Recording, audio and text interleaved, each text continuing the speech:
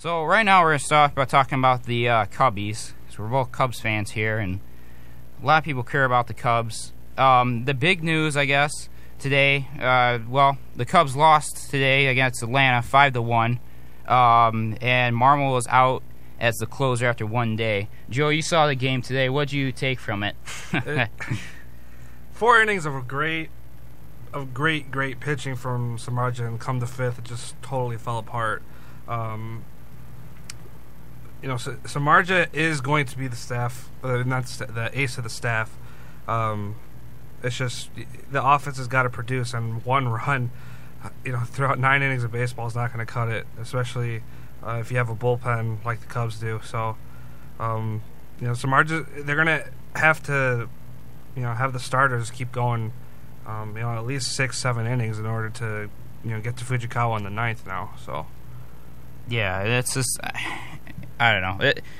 It's just a tough thing. I mean, everyone was all excited after last week when we beat the Pirates in that series. I mean, that was awesome. I mean, who do you think on the Cubs right now is going to be like the pitcher to watch out for? Obviously, besides Jeff Samardzija. I'm looking at. I think Edwin Jackson. I mean, what do you think?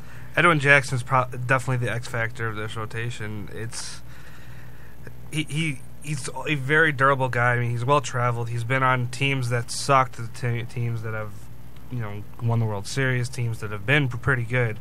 So he's a journeyman, but he's the X factor for this team. Him starting tomorrow, it's really going to see, Cubs fans are really going to see what's going to, do well for this season. And if Edwin Jackson is that guy, the Cubs have a lot to look forward to. Now, we look at it here. I mean, you look at we look at two guys. Obviously, we're trying to the Cubs are trying to rebuild, obviously. That's been the main key. You're trying to get back in the playoffs. You're trying to rebuild under Theo.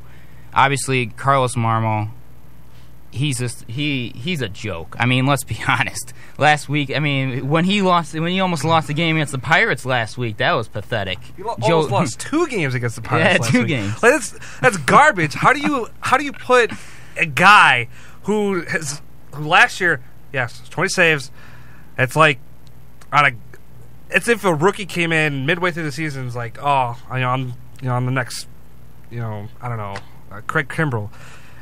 Carlos Marmol isn't going to be the guy for the Cubs. Like, he's got a lot of issues to work out. The thing is with Dale Swayam, he's really pushing for Marmol to really work on his fastball, like locate his fastball first before he starts getting into his other bull crap of pitches. It's just, I don't know.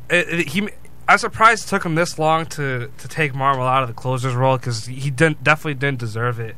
Fujikawa, 219 saves in Japan. How do you pass that up?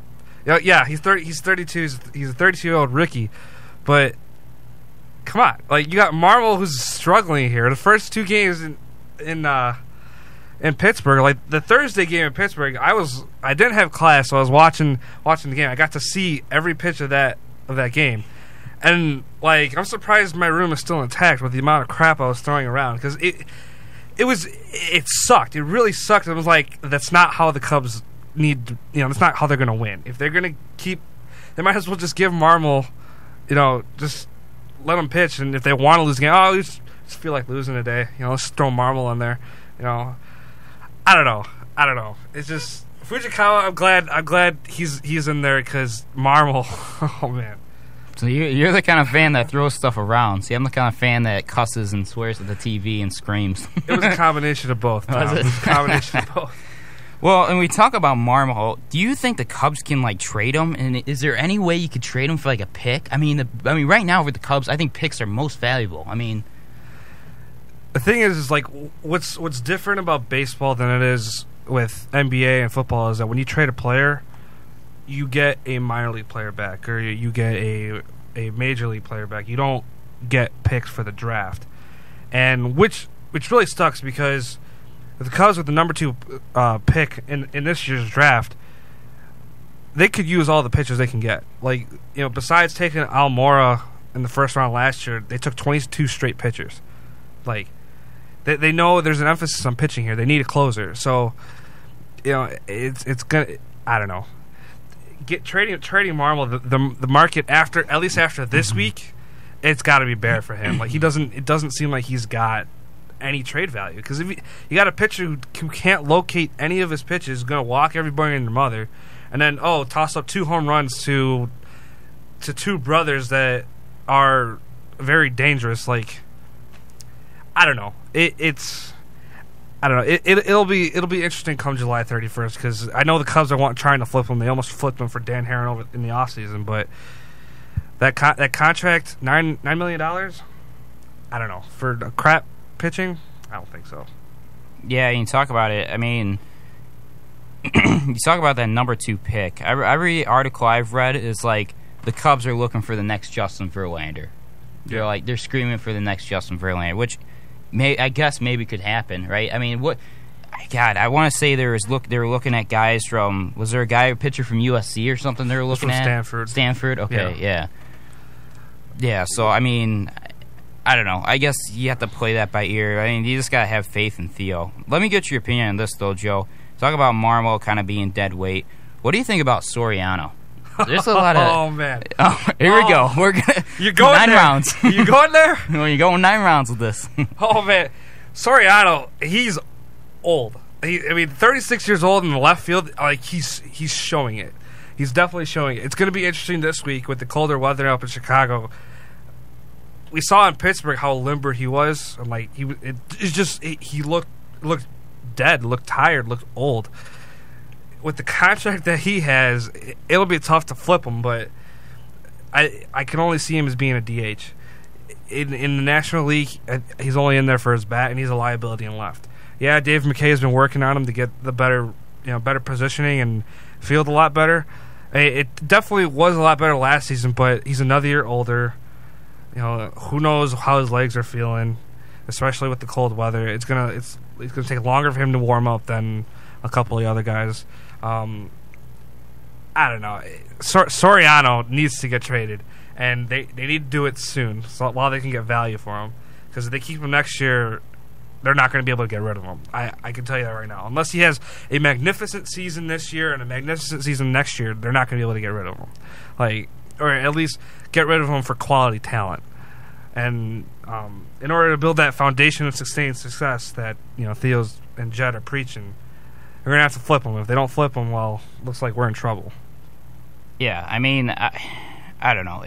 The thing is about Soriano, the guy came from the Yankees back before we got the Cubs, and he was pretty good back with the Yankees, and then he just started sucking big time with the Cubs. I mean, he's had some up and down.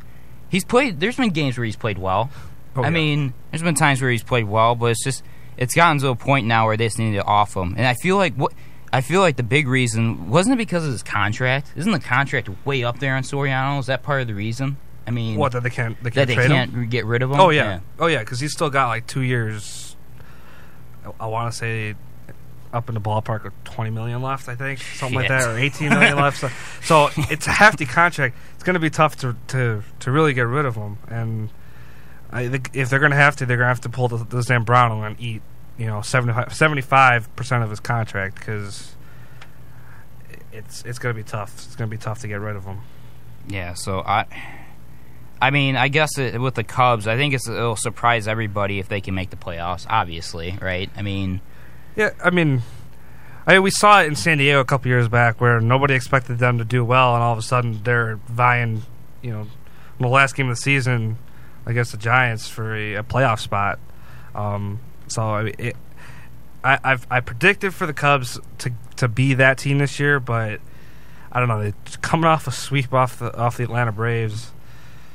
And with the pitching the way it is, and how beat up it is, and Garza not coming back till early mid-May, I don't know. There's a lot of question marks with this team. It's going to take a little bit of work just to define what this team.